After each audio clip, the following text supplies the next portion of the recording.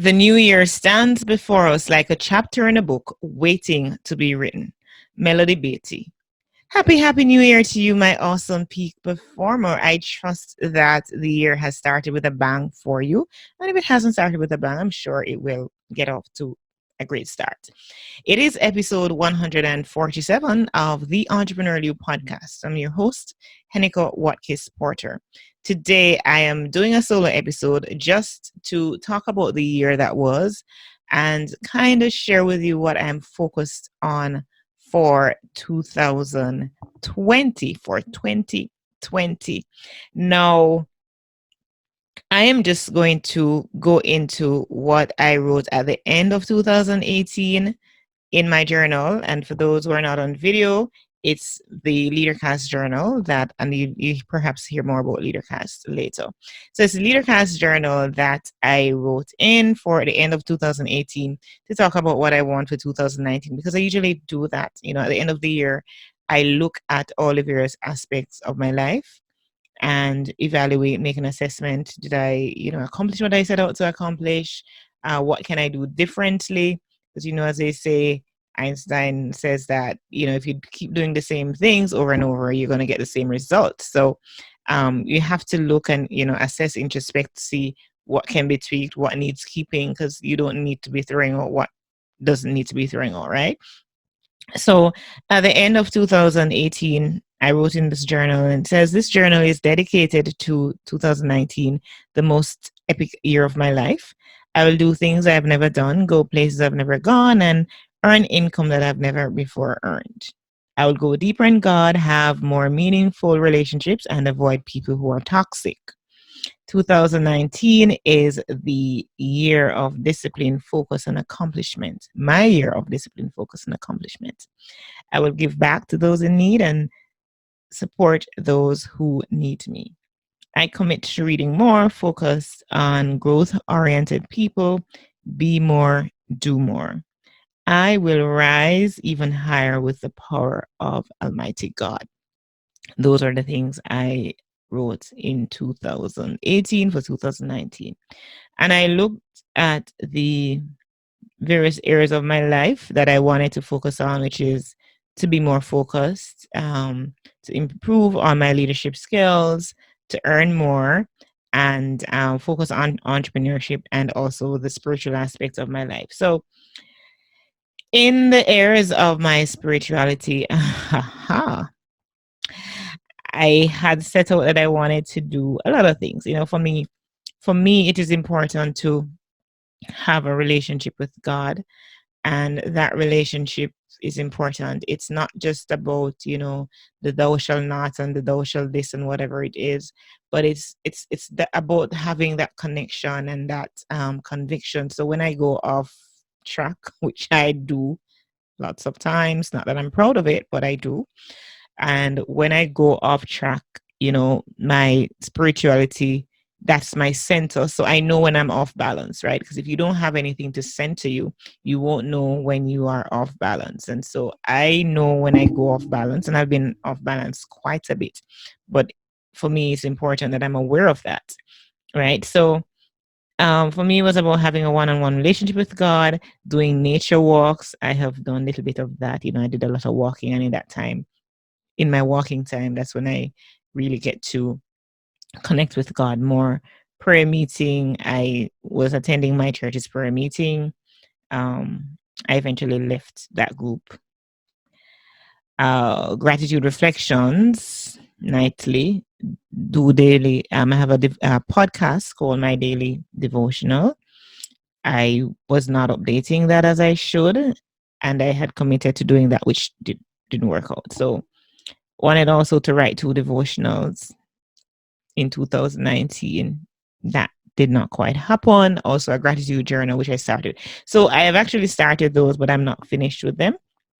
And my personal devotion time. My personal devotion time got better because surprisingly, God will allow people to speak to you, the most unlikely people to speak to you even to convict you of some things that you need to be doing. So in this case, it was my husband who noticed that, there are a lot of things that I was doing differently in terms of my relationship with God.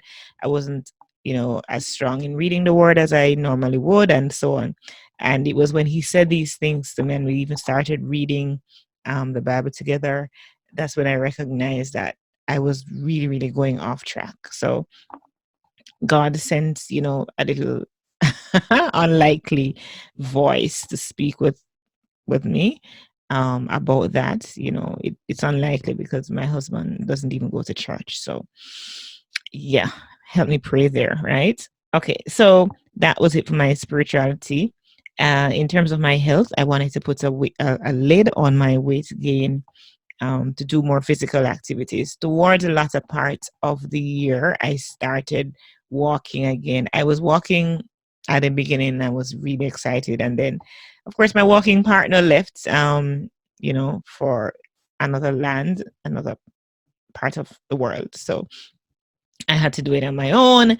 And when you're not too motivated to do something, doing it alone can be uninspiring. So yeah, but I started walking again toward the end of the year because I needed it. I was becoming depressed and anxious about a lot of things. And so it was important for me to walk. And even I went to the doctor and all, but I think I perhaps talk about that some other time or later in this podcast. Also to take naps throughout the day. That was part of what I wanted to do aloe vera flush, keep away from sugary drinks. For the most part, some of that was done, but not consistently. So the goal now is to be consistent in a lot of other areas. So personal development as well is another area that I wanted to look at, to be more conversant on current affairs and business affairs, to listen to more podcasts and take action, read one book per month. I read a few books. I didn't quite get there. I was to speak at some major events, which I did. I spoke at Wire to Win, um, the Jamaica Stock Exchange conference that they have at the beginning of the year. I was part of that. Confidence Accelerator with Monique Russell. I did that as well. And I had some other speaking engagements, which I wanted to do, and I got done. Now, I also wanted to learn Spanish, and I put that at the Venezuelan embassy. I was going to apply, and of course, they had to put a hold on everything, because if you've been following the news, you know what has been happening with Venezuela and the struggles that they've been having. So, of course, it affects all the other programs that they have around the world at embassies and so on. So that I put a hold on that. But in space of that, I started learning French. Yeah, started learning French. I wanted to travel to a country that I've never been. I haven't done that yet though. And to be more organized in my daily activities. So those are the things for my personal development side. Then on the emotional side, to be in a state of mental health, that is enabling for a winning year. Take nature walks was part of my emotional plan as well. Listen to scripture and guided Christian meditation nightly. I didn't do that every night. I listened to a lot of Christian guided meditation. I'm very wary about meditation in general, because I'm aware of spiritual warfare and what it means to allow anything and everything to take space within the spirit. So I'm very mindful that I do Christian guided meditation. There are other meditations that I will listen to, but I always listen with, as they say, with a grain of salt, because I'm very aware and very conscious of my spirituality and what I'm letting inside of me and this auto suggestions that I'm taking. So that's important for me. And it was important emotionally for me to take refresh breaks during my tasks, because I'm somebody who will go on and on and on. And I'll tell you more about the burnout and everything that I suffered later, or thought that I did suffer. Relational, to have a closer relationship with my family and friends, and to start with a few that I would speak to regularly. I get better at it. yeah, I don't necessarily make the time for conversations and relationships. Not proud of it. It takes work for me and effort, and I have been getting a little better at that. Um, and to spend more time with my husband. Yeah, intentional time, because yes, he's retired, he's home, he's not working.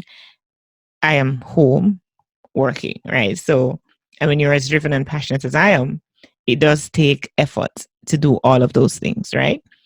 And to connect with a close friend weekly. So those were the things on the relational side. On the social goal that I had, I wanted to build my following on social media, attend business mingles more often, also attend non-business events monthly. Not quite sure I did that every month, but I got some in, and to actively engage in my niche market group, in my social media groups, and so on. I got a little better. So there are things that I really did become better at in those areas. And there's a financial goal. And my financial goal was included stock investments, included avoiding impulse spending, getting increased bookings for my Airbnb that I operate at home, do more podcast workshops, speaking, get more income from speaking, and hosting events, Leadercast, Women Leadercast Kingston, coaching, mastermind, books, and so on. So those were the areas that I should have earned from. I didn't do a lot of workshop. I didn't do any workshops in 2019, but I did do a lot of coaching and some mastermind sessions. I did book tours, the Leadercast events, as I mentioned, and those I earned from. My income fell woefully short of what I wanted to earn. And I know now, going into 2020, what I need to, I need to be focused a lot more. My business goals, I had to become known as an expert in my field, with podcasting, starting a business, and finding purpose. I was supposed to write a business book, write for local newspaper. I haven't done that yet. Get slots on local radio show. I want to do that still. Write for Inc. or Entrepreneur. I hadn't think I had pitched for Inc., I think, or one of those, but I didn't hear back. But of course, I'm writing for Thrive Global and the Leadercast blog to do some more social engagement in terms of lives, and to do podcasting, which is to appear on other person's podcasts. So those were the things I wanted to accomplish for 2019 in the various areas of my life. And when I look back at it, I can say that I have not accomplished all of those things.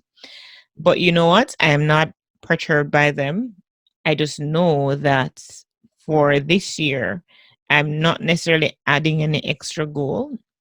I'm looking on 2019 to see what I needed to eliminate from that. Did I push myself, or did I have too ambitious of goals? And assess, and to just continue. For in fact, a lot of what I'll be doing this year was already cemented in last year, which is great, right? So for example, I had speaking engagements. I know the top ones, the first one I'm doing for this year is in San Jose in California, and that is during February 5 to 7. And that was already cemented from about May in 2019. So I knew that. And that kind of set the trend for a lot of things. So I said I wanted to write a business book. I started to write one, which was on podcasting. And I have just been given the impetus to complete this book, setting a very ridiculous deadline for myself, because I want the book to be available when I'm speaking at the event, and I'll be speaking at other events. So um, I just want to quickly highlight what the things were for me that stood out for 2019.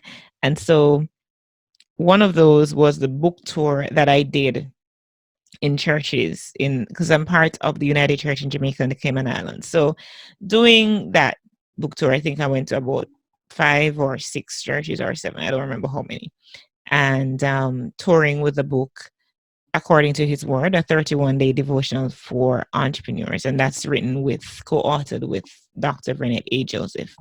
So that's a pretty, that was a highlight for me because that, enabled me to do some tour made sales, sell the book, and it positioned me as a speaker as well. And I highlighted some of the other things that I'm doing. Also had the opportunity, and that was in July of 2019. Also had the opportunity in August, at the beginning of August, to host with Monique Russell, dear friend of mine, the Confidence Accelerator. And this was in Atlanta, Georgia. Now, this experience was really, really great. All the women that we touched, the lives that I was able to impact, in addition to along with Monique, and how inspired I was. It was inspiring, but it was inspired. I was inspired because of just being in that room with all powerful women who are doing amazing things. I was saying to somebody recently that there was a time when I thought that, women are bitchy and they don't support each other and they don't like each other. And I used to stay away from women friends. I really do. And because I was fed the lie that society has taught us. And I did that. But, I'm looking in retrospect now and I'm saying to the person that when I look at a woman now, what comes to mind is the fact that she may have gone through myriad of struggles. It could be abuse, whether sexual or physical or emotional. It could be lack, whatever it is, the struggles with family and finances and rearing children and work and, glass ceiling effect and all of these things, right? When I look at a woman now I look at the possibility of that woman have gone through so much, has gone through so much, yet still managed to force a smile through all that she's been through. She's a hero. She must be celebrated. And that's my perspective of women. I don't compare myself to other women. I don't see myself better than, less than, and I am unique. I'm beautiful. So too are other women. And I applaud them for their efforts. There are times when you look, and if I say, I mean, I don't want to say I've never been jealous of anybody, but I don't dwell on that, oh my gosh, I wish I had their life kind of a thing. It's like, if I feel jealousy, I quickly am able to dismiss it and to turn that into another energy and to really self-check and to get back to the place and look, do you focus on you. I try not to get caught up with social media. So I'm not one of those who will readily go check out somebody's profile just to see what they're up to kind of a thing. Like, I don't do that. If you have something and it comes in my face and I see it, fine. But I'm not one, because those are, the little things that you do that can lead to jealousy and you're not loving your life and all of that. So I avoid those things. So again, the Confidence Accelerator with all those amazing, powerful women, and we had some very emotional moments in there where we were just sharing stories and stuff, and people are being healed. Charting the podcast charts, topping podcast charts was a major thing for me as well. I know in Jamaica, in some categories, business entrepreneurship, in Uganda, in St. Kitts, and other charts as well. So I express gratitude for being able to be in that position as it relates to my podcast. Then I attended Podcast Movement, another highlight for me. Podcast Movement is the best community for podcasters. It's the first podcasting event I've been to since I started podcasting, and the camaraderie, the love that I felt from the community, it was nice. I even got a highlight in the promo reel that they did after the event. So that little recap kind of a thing, whatever it's called, promo reel, I don't know. And then I served at camp. I'm not sharing these things necessarily in any order, because they didn't happen in the order that I'm talking about them. I'm just talking about them as my highlights. Part of the thing for me why serving at camp is so important is because I grew up in the United Church. United Church in Jamaica and the Cayman Islands. And camp for me has always been something that even when I deviated from my roots in terms of my Christian roots, one thing that in my mind kept me grounded was the memory of just going up and having that experience as a camper, what that meant for me. And I find it to be just, such a thrill to give back. So I directed I was a co-director at the junior camp, no, junior ages 11 to 13. I've never worked with that age group before, and I was kind of apprehensive about it. But I found it to be so super nice dealing with these youngsters, their authenticity, their imagination. I love that age group. And that's the age group I want to keep working with, right? So I talked about the book tour, the Confidence Accelerator podcast movement, charting podcast, talk about camp. Then, of course, coming backtrack a bit, out of the Confidence Accelerator, we did the Confidence Express Mastermind, and that was amazing too, with some amazing women. And following that, I started doing my own mastermind, the Goal Accelerator Mastermind, and cohort January to March will start this evening. Yeah. So just as you're hearing this recording, the mastermind will be on. It will begin with some amazing folks. I can't wait to hear what they have planned for 2020 and help them crush their goals. Now, how can I not talk about the LeaderCast events? Now, I started hosting LeaderCast events since 2018. And in May and October, there's LeaderCast Live and LeaderCast Women, respectively. So that was held in 2018. Then there is in 2019, similarly, May and October, LeaderCast Live and LeaderCast Women, and they were overwhelmingly successful, right? And I give gratitude to all the sponsors, all the stakeholders, all the partners, the volunteers, every single person that made it what it was. Senator Kamina Johnson Smith for LeaderCast Women, for example, was our guest speaker, and she was just off the chain. I really loved how she just warm up to us, and everybody, it was a fun time, right? Oh, and coming out of that, I did gain a scholarship, yes, to Brunel University to do an executive women's MBA. Yay.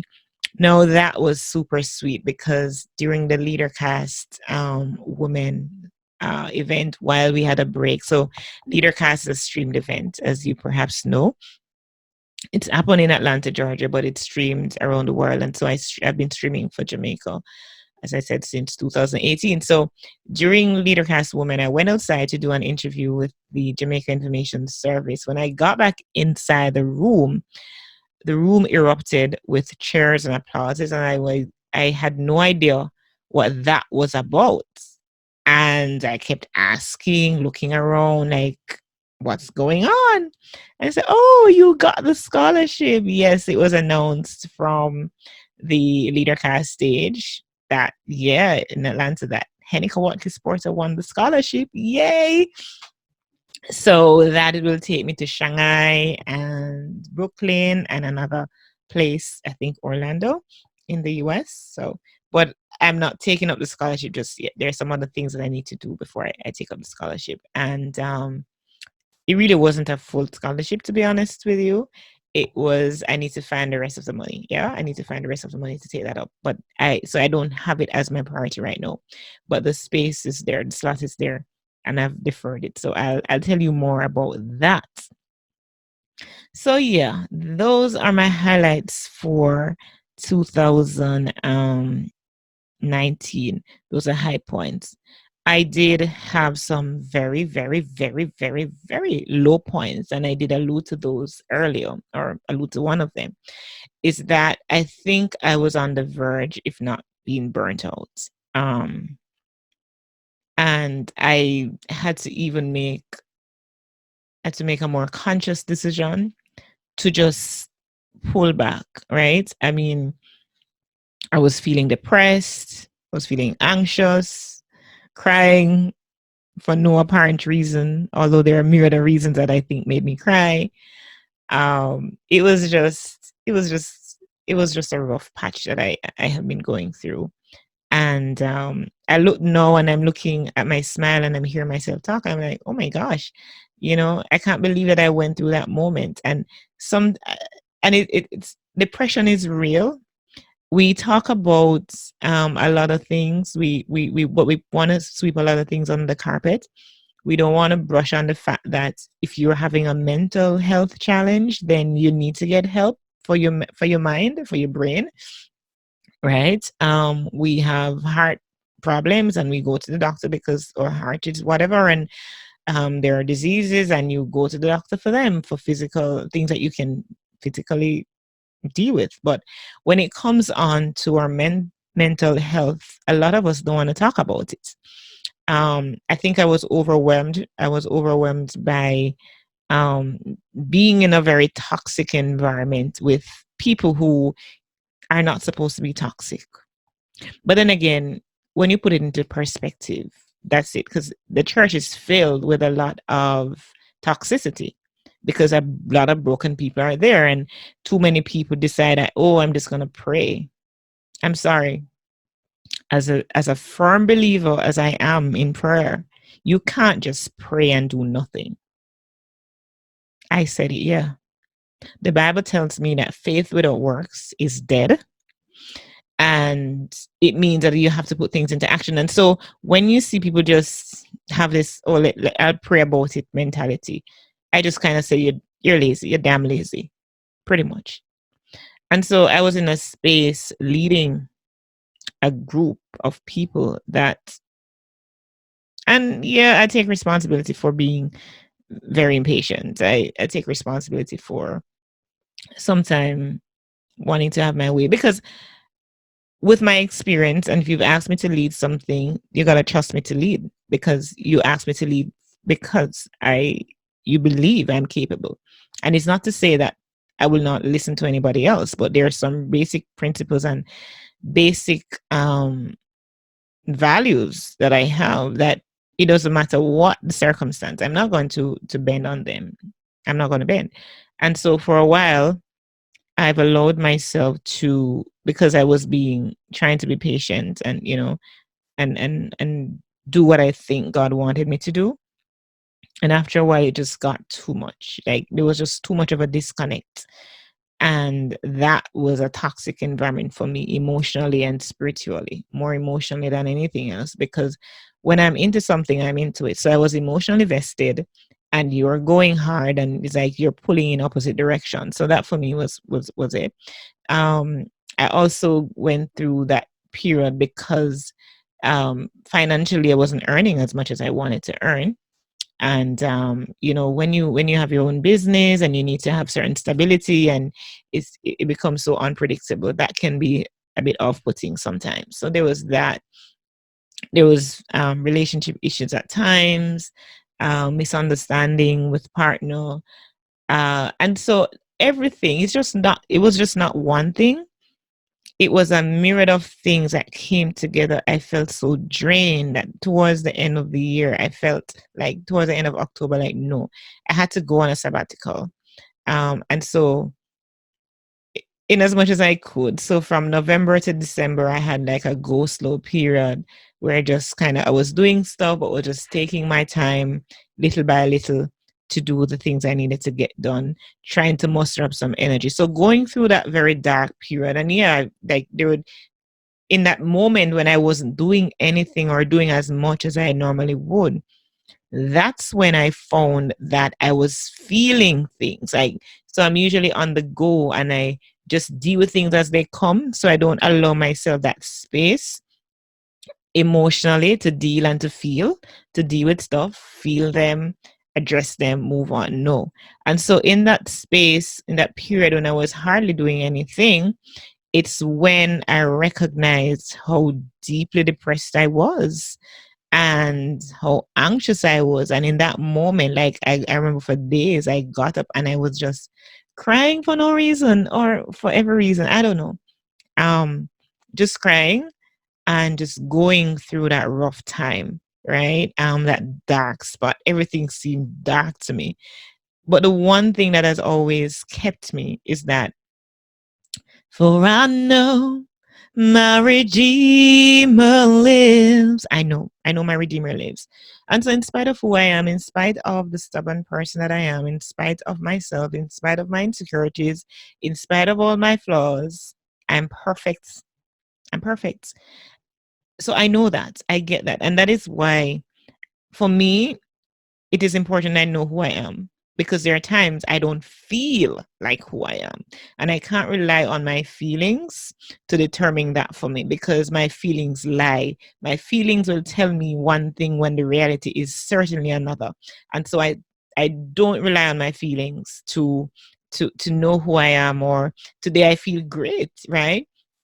And it doesn't mean that yeah, and I'll tell you this, and whoever, I yeah, let me share this with you. One of the things, I got to the place of just being, I tell you, I can't, dark, I can't sleep.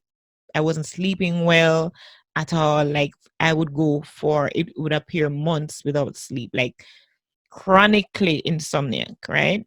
Um, and I wasn't sleeping. I remember going to the doctor getting prescription drugs. I mean, it's so strong. Like even it started helping me for the first couple of nights, and that's it. It helped, and after a while, I just get back to square one. Nothing was helping me, so that was all of that too. I wasn't sleeping. I was anxious. Like just so many different things happening. Um, and then, yes, I decided to try marijuana tea. Oh my gosh. Oh my gosh. Yes. It's like it brought my body back into balance. Yeah. It brought my body back into balance. And so while I will not advocate for ganja, weed, marijuana, whatever you call it, for recreational purposes, I'm a huge advocate right now for medicinal purposes because right now it's the thing that has helped me to kind of put some balance back. I'm not totally cured from my insomnia because I do suffer severe, and apparently a lot of type A personalities do experience that. So those were my dark moments, and I share my high points. I also share my low points with you as well because it's important. I'm not about this life of projecting an image that I'm not. Who you see, who you hear is exactly who I am. I'm a child of the Most High God. Have a relationship with Jesus Christ, but I'm imperfect. But perfect in all of that, regardless, right? I know who I am. I know that I don't always make the right choices. I know that I don't always make the right decisions, but there is something guiding me. There's a compass that is guiding me from within, and my compass is Jesus Christ, the Holy, guided by the Holy Spirit. And yes, I grieve the Holy Spirit a lot of times. Not proud about it. It is my journey. It is my story. It is who I am, right? And while I aspire to be all this great person, I recognize my limitations and I understand that I'm not defined by them. I'm not defined by a moment in time when I make a lapse. I may lapse into something that is not right. I'm not defined by the moments when I even make a right decision. I'm not defined by any of those. I'm defined by who I am, which is a child of the Most High God, created to do amazing stuff, created to impact lives on this earth, and that's what I'm doing. So I'm not um distracted by the noise that is going on social media and whose profile is this and whose profile is that. Kudos to the people doing great things. Those who are yet to find out what they are supposed to do, in the fullness of time, it will happen. And so I pray that I will give people grace to grow because I can be very impatient in some areas, right? And I want to give people grace to grow. So now, as I looked at my highs, my lows for 2019, I just want to quickly share some of the things that I want to do for 2020. 2020 vision. Like I said earlier, a lot of some of the things that I'll be doing for this year will hinge a lot on what happened in 2019. I just trying to the things that there were gaps era, fill in those gaps and do a lot more speaking and traveling. My thing is I want to speak, travel, and experience the world. I don't want to put a lot more stuff in than what I had last year. I just want to build on those and keep being awesome because I know I'm awesome, right? Do you believe I'm awesome, my peak performer? Yes, I know you believe I'm awesome. Just as I believe that you're awesome, I know that you're awesome. I know that you're God's gift to mankind. And I hope you know that, right? So it's important. Leadercast Kingston is gonna happen. There is some information I have to share, but I can't share it just yet. Great stuff that will be happening. I can't share it yet. Cannot.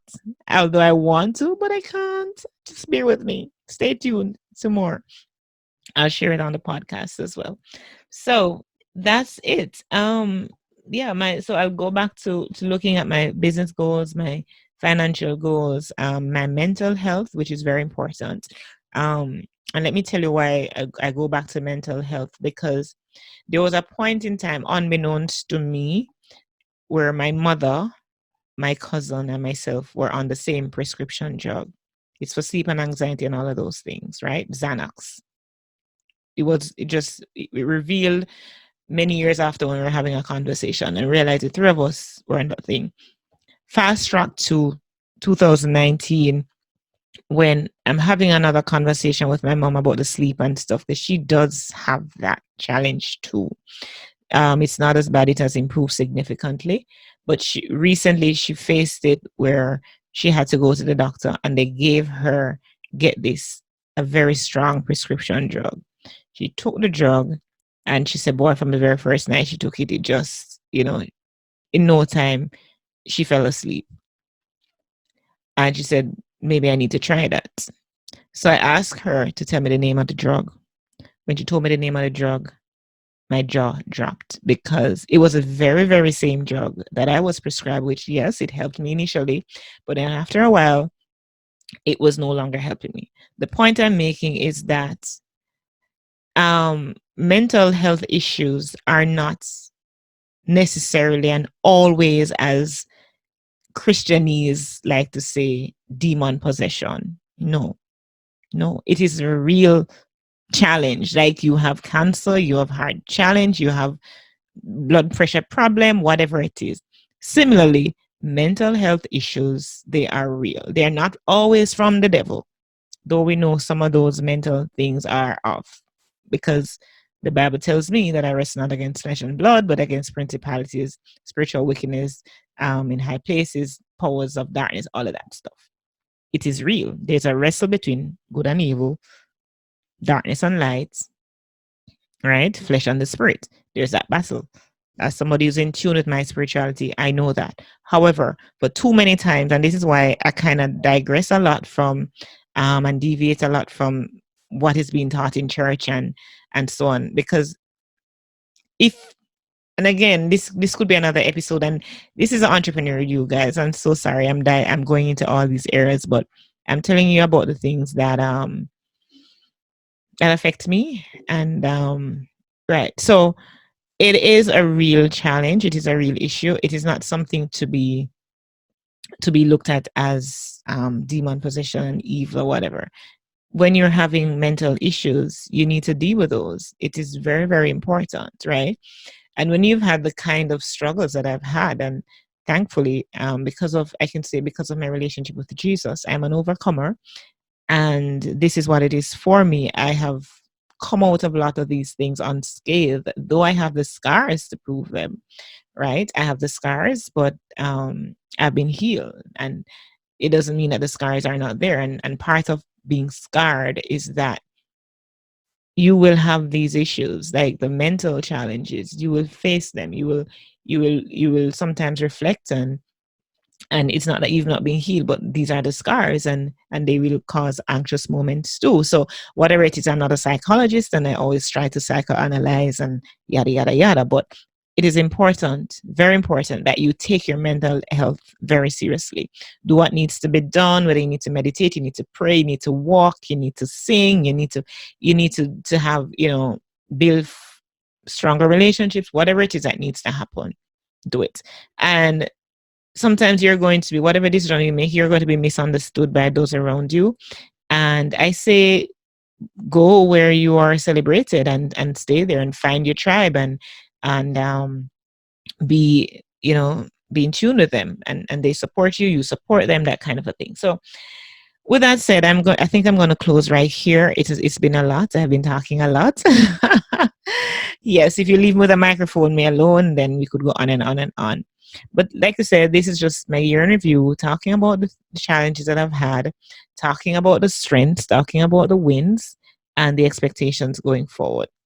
I am looking forward to, oh, did I tell you? I'm looking forward to launching my new book. It's called Podcast Power, the quick start guide to launching and leveling up your brand.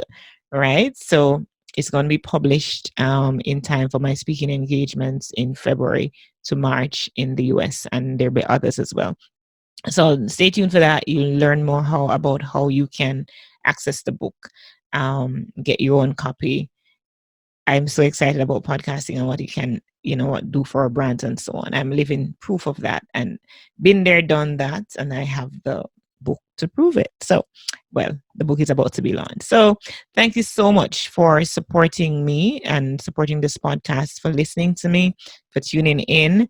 It's really important that you do. I thank you. I value your time.